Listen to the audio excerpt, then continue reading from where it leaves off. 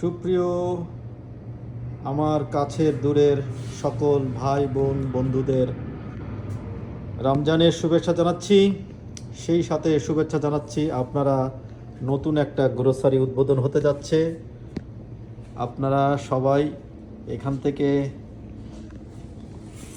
বাজার সদাই করবেন এবং আকর্ষণীয় সেল থাকবে। খুব তাড়াতাড়ি